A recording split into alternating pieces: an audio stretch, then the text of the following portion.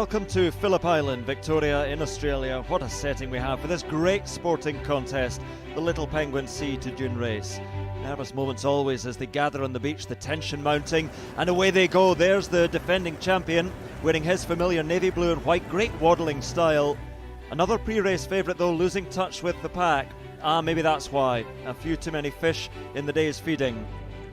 There's a familiar face, Skip McIntyre, 8 times a champion back in the 90s, a very successful coach now, keeping a keen eye on proceedings. This the leading group, 1 or 2 still able to put on a show for the camera, others just ploughing straight over it. Some resorting to shortcuts. Sad that cheating has crept into this beautiful sport. The judges will have a look at that.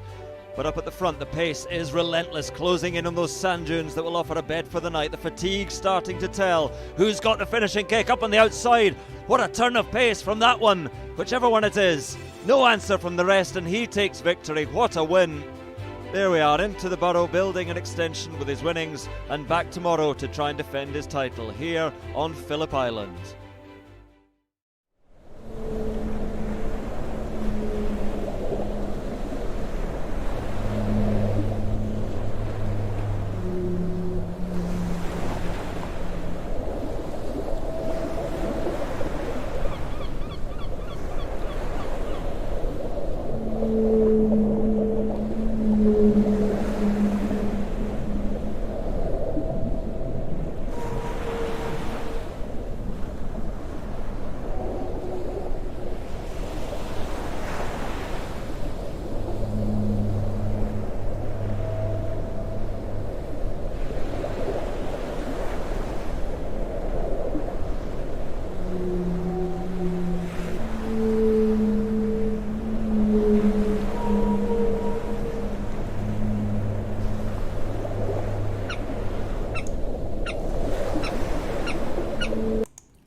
Good evening everyone and welcome to Live Penguin TV. My name is Megan and I'm going to be your host tonight as we watch the world's smallest species of penguin, our little penguins, coming out of the water, crossing the beach and going back to their burrows here on Phillip Island in Victoria, Australia. And we have had our first group of penguins just across the beach, so we can watch them while we tell you a little bit about what we're doing here tonight. I am also joined tonight by Jordan. Jordan, do you want to come in and tell everyone what you'll be doing tonight? Howdy everyone, hope you're ready for some penguin fun and cuteness. Tonight I'm helping Megan by looking through all your comments on Facebook and YouTube. So at any point throughout the stream, if you have an amazing question, especially a really tough one that you would love to have answered, I will make sure I chuck it over to Megan. But have a great night and we'll see you soon. Thanks, Jordan. Definitely send through all your questions and comments. Anything you want to know about the penguins or any of our wildlife here on Phillip Island, send that through and Jordan will be sending me some of the best questions. Hopefully not the hardest questions, but we'll see how we go. And I would just like to take a moment to acknowledge where we are joining you from tonight. So we are watching these penguins cross the beach on Phillip Island, which is also known as Milau. Now, Milau is the traditional lands of the Bunurong. So they were the first people here on Phillip Island, and they've been coming here for thousands of years in spring and summer, caring for this beautiful country. They would have been the first people seeing penguins here on Phillip Island, and I would just like to take a moment to acknowledge the Bunurong and their elders past, present and emerging as the traditional custodians of the land that we are watching these beautiful little penguins on tonight. In the comments, let us know where you're watching from, and if you are on any traditional lands, let us know who the traditional custodians of the land that you're on is. Let us know in the comments. It's always really important that we do acknowledge and are aware of whose lands we are actually on. Now, the penguins have joined us nice and promptly tonight, around the same time they actually came in last night. We've already had one quite big group and another little group just coming out of the water now. And this is what our penguins do each and every night. Different penguins each night, coming back home after a hard day, week, maybe up to a month out at sea looking for food. And once they have a nice full belly of fish, they might decide to come back up onto land. They might be having a little bit of a rest, a little bit of a socialise, maybe even getting ready for the coming breeding season. So these penguins they don't come in every day and go out every night. They do spend about 80% of their time out at sea. And they are eating out there, looking for small fish, things like anchovies, pilchards, jellyfish, squid, pretty much anything small enough to fit into their mouth. So they are much better suited to all that time they spend out in the ocean. So when we see them tonight crossing the beach, they don't look very quick or very elegant. And this is the most dangerous part of the penguin's day, coming in and crossing the beach. We do call this their dangerous dash. So they have been out offshore for the last couple of hours. They've decided they're going to come back onto land tonight, and they've been out there forming these groups that we see coming across, and we call them a raft out in the water. Now they're up onto land, we like to call them a waddle of penguins. They would have been out there calling out to each other. If you're new to Live Penguin TV, you might have already seen that penguin call out sound in the comments. They do go thanks, John. And that's them calling out to each other to group together to form that safety in numbers as they're getting ready to cross the beach, so that they are a little bit safer from any predators. And because our penguins are little penguins, that is the name of the species, they do only grow to be about 33 centimeters or 1 foot tall, so about the length of a ruler. And they only weigh about 1 kilo. So they are quite vulnerable to those big birds of prey. And that's why they're waiting until it gets dark to cross the beach.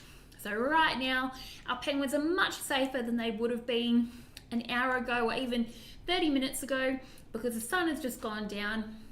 It's nice and cloudy tonight. The tide's relatively high, so they feel nice and safe crossing the beach. All those big birds of prey have gone to the roost for the night. So our penguins are pretty safe now that they're up here on land. You can see that a lot of them, once they cross the beach, are having a bit of a rest, taking a bit of a break, because they might have a long journey ahead of them to get back to their burrows. And we do have Ranger Vivian, who is counting the penguins tonight. So if you've watched throughout the week, you might have seen Vivian in her Live Penguin TV debut on Tuesday. And tonight she has a very difficult job of counting these little guys. So she is up to the left of where we're looking at here, up near the main viewing stands with a pair of binoculars, counting these penguins as they cross the beach. So I'm just going to switch the penguin highway with some penguins coming along there. So feel free, if you want to try your hand at penguin counting, give Viv a hand. You can try and count the next group as they come across the beach. And if you were watching last night, you might be wondering how many penguins came in last night. They did come in the exact same time last night. And Jordan, do you know how many we had? I certainly do. I would love to hear or get some guesses from our Waddle Watchers, our regular viewers out there, as to how many penguins you thought crossed the beach last night. So I might give you a minute or so to get your guesses in. Okay. Just to give everybody a fair chance, and I will call out the closest guesser. All right, we'll come back to you then, Jordan, with the penguin numbers from last night. Let's look back at the beach and see if there's any more penguins coming up out of the water. Let's see what is going on down here. Just a couple penguins who got left behind. So sometimes you might see a big group come out of the water and they start crossing the beach, and then a couple penguins get a fright. And if they get a fright, they might see something fly overhead and they think, oh no, a predator, and they run back to the water, because that is where these penguins are safe. As I was saying before, they spend most of their time out at sea, and you'll actually see as these guys go back towards the water, they have excellent camouflage in the water. So all of their backs being blue helps them blend in really well when they're floating on the surface there. Even if you happen to be a predator out in the water looking up at them from below, their little white tummies blend in with the sky. So they are really hard to see in the water. So that's where they'll go for safety. And these guys have run back, and the rest of the group has decided that they're being a bit too cautious and they've kept going and they've been left behind. Sometimes a couple penguins might run back and all of them go, oh, you've seen something, and they'll all run back.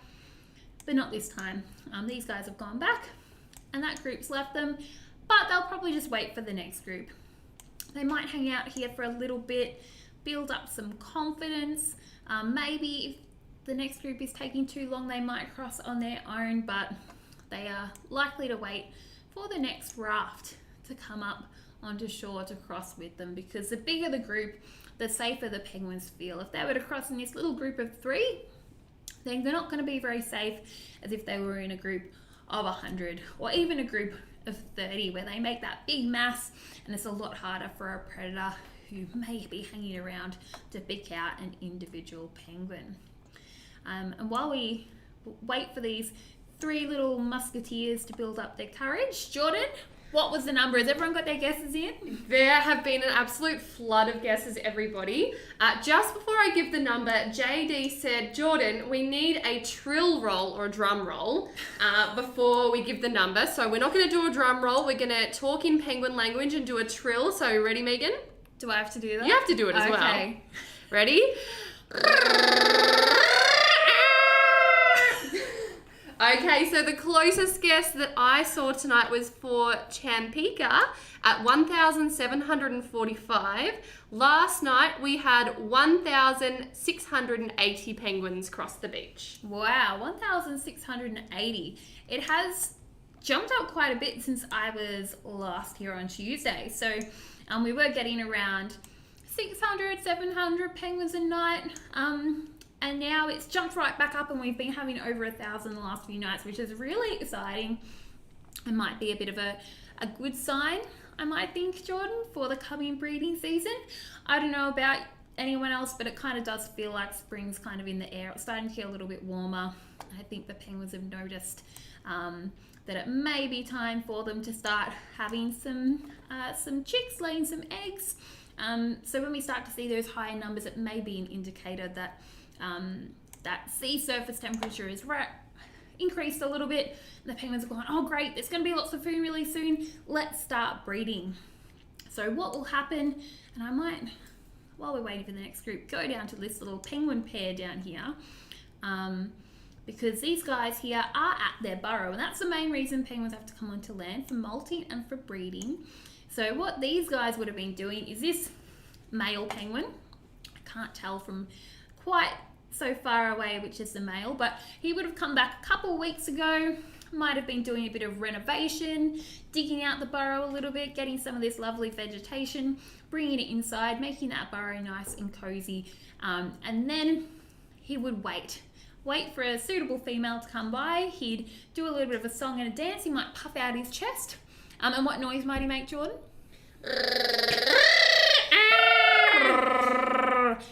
Flap his flippers, do a bit of a dance around her as he sings his little song. And I'd say it worked. It looks like he's got himself a female with his impressive burrow and his great little song and dance. So this couple here, this will be their burrow, and they'll stay together most likely for the rest of this breeding season. So if you've heard anything about penguins or watched any penguin documentaries, you might think that penguins mate for life, because some of the big emperor penguins will do that, but not our little penguins. They choose a partner for each breeding season, and then at the end of the breeding season, there's about an 18 to 50% divorce rate. So sorry to say they don't mate for life. They might get a divorce, especially if they haven't done so well the last breeding season. They'll find someone who's maybe going to do a bit better, help them raise some chicks a little bit better. But they do also cheat on their partners, and that is the male and the female. So if we see what I like to call some special penguin cuddles here at the burrow, that'll be a pair. Oh, and there's some more on the highway. So on that topic of conversation, Megan, Karen would like to know if penguins can mate in the water or only on land. They can only mate on land. I can say with confidence, we've never had that question before, but I think it would be very difficult, slippery business to try and mate in the water. It's hard enough for them to do on land. If you've ever seen us catch some of those special penguin cuddles on Live Penguin TV, the male does have to keep his balance quite well atop the female, flapping his flippers, good old...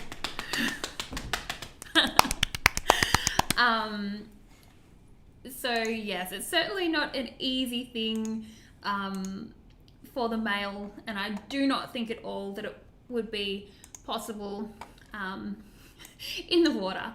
And I don't know if anyone caught it, but there was a bandicoot that just quickly ran across the highway camera. So I'm going to zoom out and around and see if we can maybe spot the bandicoot.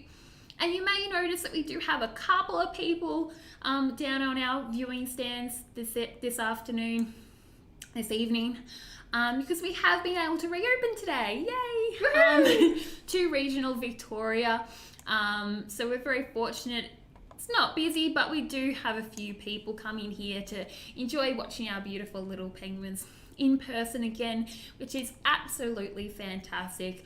And we do hope to see everyone watching who might want to come and experience our penguins in real life. We do want to see you back here as soon as possible. And we do also have a special shout out tonight to the IAPA International Association of Amusement Parks and Attraction members who are joining us live online from world-class attractions all around the world at the moment. And we here at Phillip Island Nature Parks are one of their newest members because we are not just a nature park, but we are an attraction. So we don't just look after the penguins, we do run an ecotourism destination here on Phillip Island. So we manage our penguin parade. Oh, great, here's another big group of penguins. We also look after our Koala Reserve, Churchill Island Heritage Farm, the Nobbies, the Antarctic Journey, and those places where you can go and buy a ticket to see some of those really beautiful animals and wild places on Phillip Island.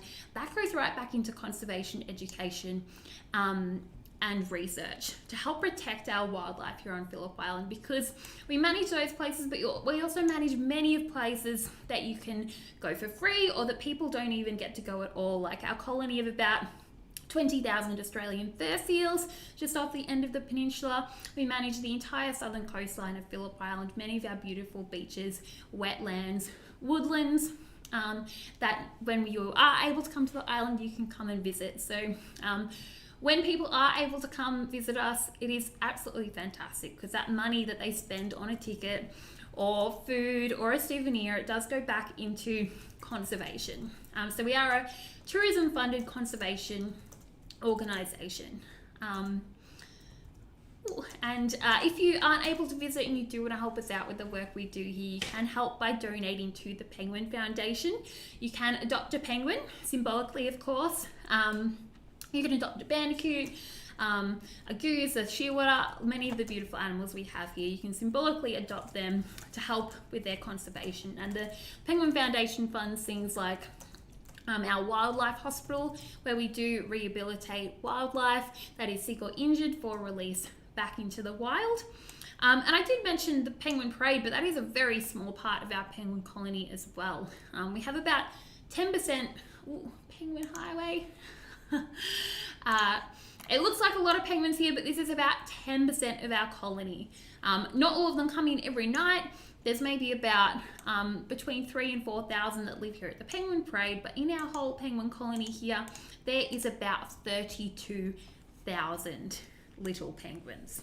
So there is a huge, huge penguin colony here. We do have the largest colony of little penguins in the world that we are looking after and researching. We are always learning, trying to learn about new ways to help protect our penguins and our wildlife by learning more about them.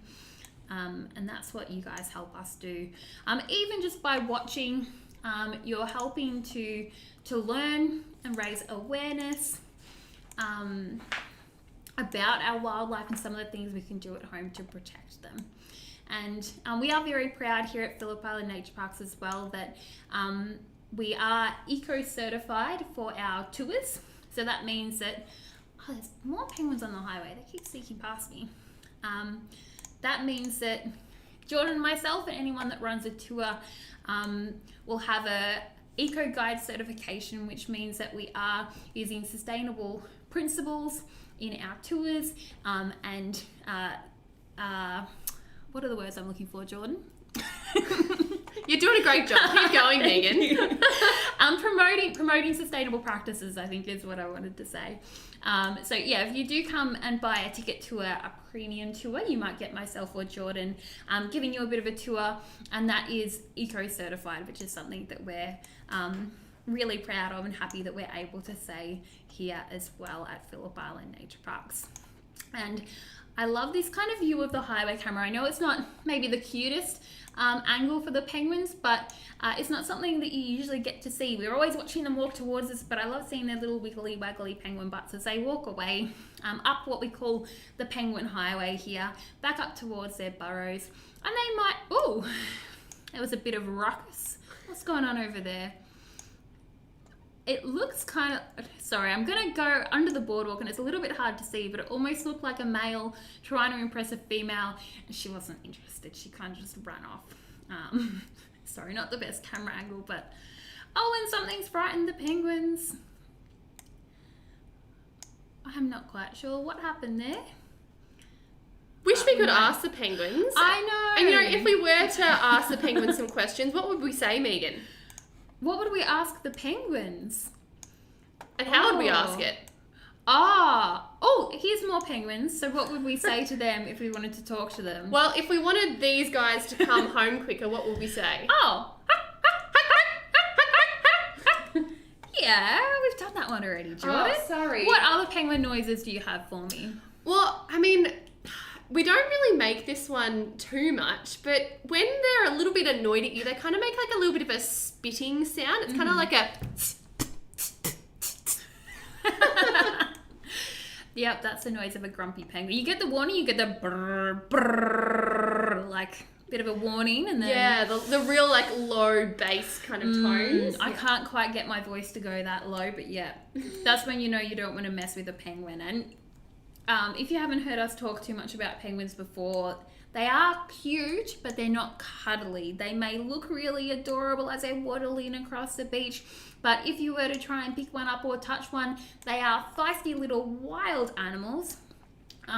They do have very sharp beaks for catching all those little fish, and they can give you a pretty nasty bite.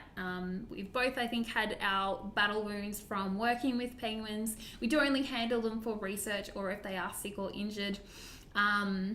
But they definitely don't like it. And as much as they're used to people coming here to watch them, they never get used to being handled. They are still wild animals. They would be doing what they're doing tonight, whether we were here or not. We're lucky enough that they tolerate us enough that we are able to come and watch. And we're pretty lucky as well that we can have the camera here so we can watch remotely as well. But we try and provide you with as many penguin sounds as we can because...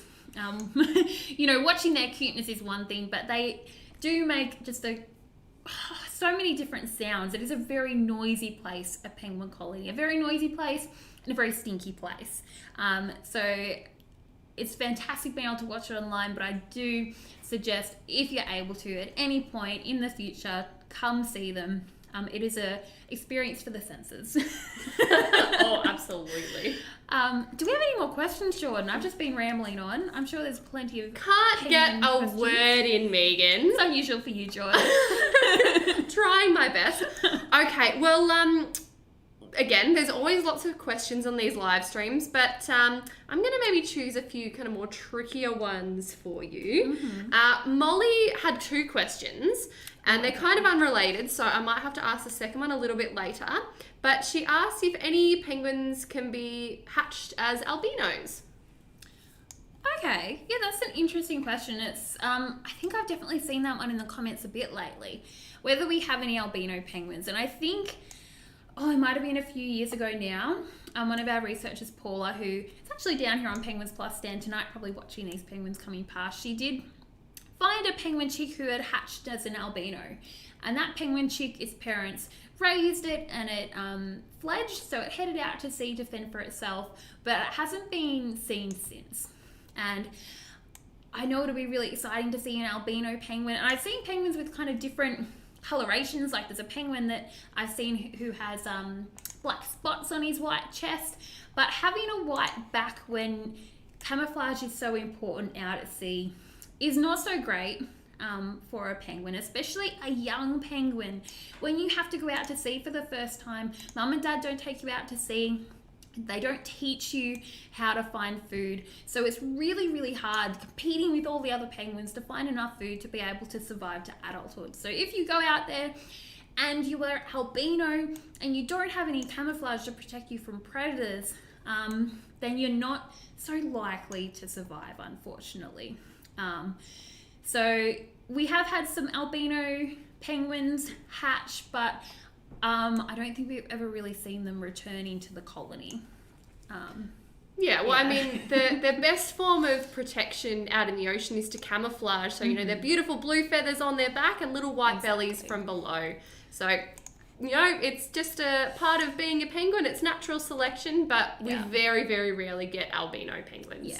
Yeah. I think Paula's been here for 12 years or something. I don't want to show her age. But yeah, and I think she said she's seen one once. So it's definitely not common, and I don't think, we're likely to see them making it that far in life, unfortunately. But I hope your next question doesn't have such a sad answer. It's a bit of an interesting question, and Okay. I'm not entirely sure of the answer. I'm not sure if there's been... Jordan, don't do this to me. I told you I'd give you the hard ones. Okay. I'm not sure if there's been any studies done on it, but Molly also wanted to know, can penguins be confused by eclipses or any other meteorological events? Or cosmological, sorry. Cosmological. Okay, I was going to say meteorological. What a word. Definitely. And we have had that recently with a fog event that we had, which certainly confused the penguins because they are using their eyesight to find where they're going. So one night, it was probably a month or two ago, it was really foggy. We only had 28 penguins across the beach because they couldn't find where they were going. In terms of an eclipse, I would say a solar eclipse. So when it gets dark during the day, wouldn't affect them because they kind of decide when they're going to come in based on the sun slowly going down. So even hours before the sun goes down, they know that it's time to start getting ready to come in. And I don't think they would have that sort of, indication when there's an eclipse. And I think a lunar eclipse probably wouldn't make much of a difference because the moon does only really affect them when there's quite a big bright moon above the horizon as they're getting ready to come in, and that just makes it a bit brighter, which means they can be a bit more tentative crossing the beach. So maybe if we had a big full moon that was scaring them and then it eclipsed, it may make them feel a little bit safer. But I don't think that those sorts of things are going to have any massive impact on our penguins, especially as they are quite rare events. I don't think it's anything that's been studied, like Jordan said.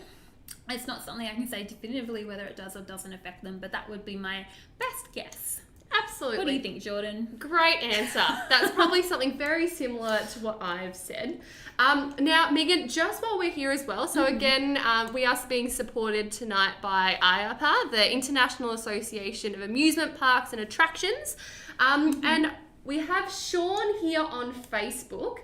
He would just like you to explain to the IAAPA members from attractions around the world what viewing is like here at the Penguin Parade. What are some of the things that you can do? What can you see? What can't you do? Like photography and things like that. So explain what it's like to be here at the Penguin Parade, please. Yeah, certainly. So we have a range of different viewing options to watch the penguins. So our camera at the moment is right up on the Penguins Plus viewing platform. So I don't think there's any people down here anymore, but you can pretty much see the little seats just down there, which are so close to our major penguin pathway. So there are 5 pathways all along the beach, and this one path here is where we get about 60% of our penguins.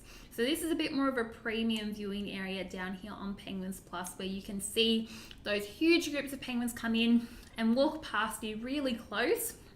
And then right underneath there, we do have the underground viewing. So that's actually what you can see from our highway camera. If I move that slightly, there's someone in there. You can see that little window there on the edge of the highway camera, and that is our underground viewing. So that is an experience where the penguins walk past you right at eye level. So that's kind of the view we get from the highway camera, is what you're seeing from the underground viewing. And the penguins can see in and see you as well, so I guess that's the one difference. The penguins here can't see us right now, but they can definitely see you in the underground.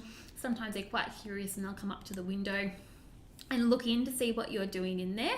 And then we do have the main general viewing stands, which are down to the far left of the beach, which is where we count the penguins from. And that's where most people will sit and watch the penguins coming in. And that's where our other 4 penguin pathways are. And then we do also have a few different tours, which are those eco-accredited tours that I was talking about earlier, where you do get a small group and you get a ranger like myself or Jordan, and you get a private tour through the Penguin Parade, and then you get your own private viewing platform just down here next to Penguins Plus. So you get a great view and a lot of information. Talking a lot about things probably similar to what we're talking about tonight, and then you can ask your questions one-on-one. And there is also one more way to view the penguins, which is probably my favorite, which is the Ultimate Adventure Tour, which actually goes over to a separate beach away from the main Penguin Parade here. The only place where you're allowed to view penguins outside of this Penguin Parade area is when you go over to that beach with a ranger with night vision binoculars and a headset. You sit on the sand in the darkness and you watch the penguins with night vision while your ranger tells you about what the penguins are doing and gives you a bit more information about the penguins and the history of the Sutherland Peninsula. So there's a huge variety of ways to view the penguins, I think, which kind of cater for everyone. You can come here with all your family and friends and sit on general viewing and have a great time watching the penguins. You can come in a small little intimate group and stay warm in the underground, or sit up on Penguins Plus, so you can get that real wildlife experience with a private tour, or get right out in the colony if you're doing that ultimate experience with them walking right past you while you sit on the beach. So lots of different ways to view the penguins. I think I covered all of them, Jordan. I think you did. Fantastic work.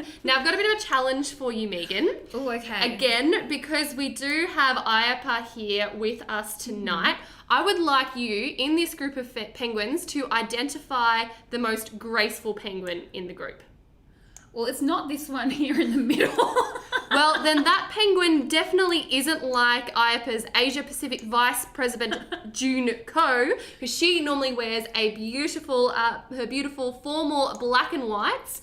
So similar to these little penguins, maybe not that one that we saw just before. That's okay, it's gone. It's gone. Okay, well maybe it can be like the one leading the way over there, because our penguins do look quite formal in their beautiful, not black and white, but blue and white, don't they, Megan? They do. They certainly look like they're ready for a dinner party at any moment, unless you do see some of the scruffy ones. We certainly get some scruffy ones, but that's definitely not June. No, definitely not. Now, of course, we were making some fun penguin sounds a little bit earlier as well. And I've got another bit of a shout out for Ayapa's president and CEO, Hal McAvoy, because it seems like he may potentially be a bit of a talker. He might like to talk quite loudly like you and I. So, yes, that is in honour of you there, Hal. Bit of a... Oh, and this penguin that you can see going by, you can see it's got a lovely, you can see it's been out in the ocean, or it's a little bit hard. Crop. A big full crop. Chunky penguin. This penguin is definitely not as hungry as Ken, who is next year's new chairperson. Thanks, Jordan. Thanks for everyone from Ayapa for watching us tonight. I hope you've enjoyed watching some of our beautiful little penguins. How long do we have left, Jordan? Yeah, look, I realised a couple of minutes ago that we are probably going slightly over time, but it's penguins galore tonight and so many questions coming in, so I reckon we can go for another few minutes before we clock out. What do you think, Megos? All right, let me find... and another lovely group of penguins coming out of the water. So while we watch these guys, I'll answer a few more questions. I feel like I've been yapping away. We haven't got to too many. So what have you got for me, Jordan? I'm a bad influence on you, Megan. That's true. Okay, this is another question which I don't see asked too much, but Margaret wants to know, how much water do penguins drink to keep them hydrated? Okay, so penguins don't just specifically go out and have a bit of a drink of water when they're thirsty. They get most of their water when they're fishing. So when they're catching fish, they're drinking that salt water, and they actually have a little organ up kind of behind their eyes called the supraorbital gland, which is like a little desalination plant, and it turns that salt water into fresh water. So penguins, oh, there's more on the highway. Yeah, they don't need to come onto land to drink fresh water. They don't need to seek out water to drink. They just kind of incidentally drink water as they're fishing, and then they turn that into fresh water. The only time they may occasionally have a little bit of a drink is when they're molting, which is kind of around February, March each year, when they have to spend about 2 to 3 weeks on land to lose and replace all their feathers, and they can't go out and eat, so they might occasionally go down to the water and have a little bit of a drink to keep themselves hydrated. And it looked like we had a penguin battling through the group of penguins here on the highway, trying to go the wrong way. Ooh. Which, oh yeah, if you haven't watched before, you might not know how exciting that is, because we haven't quite started the penguin breeding season, but this looks like a female getting ready to lay eggs. So you can see her kind of bending down and pecking at things on the ground there, and we call this a shell gritter. So when the female's getting ready to lay her eggs, a few days beforehand, in those few days, she goes out to the beach at night because she's staying in her burrow. You don't want to accidentally lay an egg in the ocean because that won't do so well. So she'll be staying on land, going out to the beach to eat little pieces of shell. So anything white she sees on the pathway here, she's going to have a little bit of a peck at it, see if it's a shell, and if she can ingest that and digest it, she'll get a little bit of extra calcium to help build the shell of her egg. So that's very exciting to see a shell gritter. It means she's going to lay some eggs, hopefully soon. And I hope we'll see some more in the coming nights to kick off our penguin breeding season, because it is getting to that time of year when the breeding season does usually kick off. And that's probably one of 3 ways you can tell the sex of a penguin. If they're a shell gritter, then we can say confidently they're a female. If they're mating, we can be pretty sure which one is which. And also by looking at the shape of their bill. And because we know this one is a female, I wonder if I can zoom in a little bit more. Megan, how good do you reckon you are at determining the sex just by looking at the bill without the calipers? I'd say maybe 80% success. Okay. Oh, you don't think so, Jordan? I'm a little doubtful, but that's all right. What do you think your success rate is? Oh, I don't know, maybe 70. Oh, she's Oh, poo. too quick. Oh, did she do a poo? No, I think there was just poo. Aw. That's okay. Sorry, I'm going to turn her around to follow her. Because the males do have a bigger, deeper beak with more of a hook, and the females will kind of have a thinner, straighter beak. And I'm not sure where she's gone. I might go back to the main camera. So yeah, if they have a particularly big beak or a particularly small beak, you can usually tell. But when we do our research and we're checking a burrow and we find a penguin for the first time, we do measure their beak with a set of calipers. And if it's bigger than 13.3 mil, it's a male, and if it's smaller, it's a female. So it is quite a fine line, and it can be quite hard to tell sometimes. Sorry, do you have something you want to add, I did. Well, I was just going to say, kind of on that note, Megan, Rachel wants to know, how long after special penguin cuddles will we see eggs? Oh, that's a good question, and that's one that always slips my mind. Do you remember the exact number, Jordan? I don't believe, I remember actually asking Andre, and he said he's one of our head penguin researchers here. Professor Penguin, we like to call him. Yeah. Around about 20 days. I don't believe they're entirely sure on an exact number. Mm-hmm. We normally see penguins sitting on their eggs for 35 days, both mum and dad taking it in turns. But yeah, around about 20 days from those special cuddles. There you go. And it would be quite hard to tell because they don't just do it once and then lay eggs. I said they cheat on their partners, and they can do that, maybe 4, 5, 6 times on their way home to their burrow. So they do get around a little bit. So it might be a bit hard to tell from, when they have those cuddles to when they lay the eggs, what that time frame is. So yeah, it's definitely one that, what do you doing? Coming back this way? It's definitely a really great question. Not something we're really sure on, but there you go. About 20 days, says Jordan.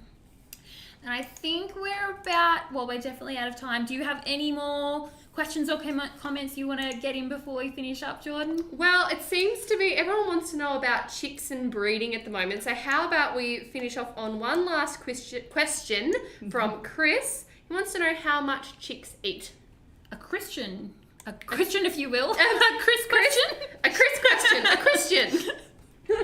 Sorry, I was being too punny. What was the question? Chris's question wants to know how much do chicks eat?